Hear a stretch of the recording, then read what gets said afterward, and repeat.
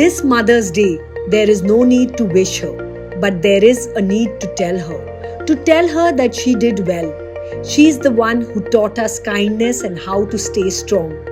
Maybe she didn't know much about investments or financial markets, but still she saved like a pro.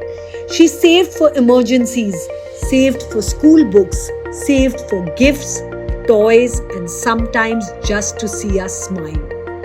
She taught us that wants can wait, but dreams must be fed patiently. She managed a home, stretched every rupee, and still somehow kept the lights of happiness on for everyone.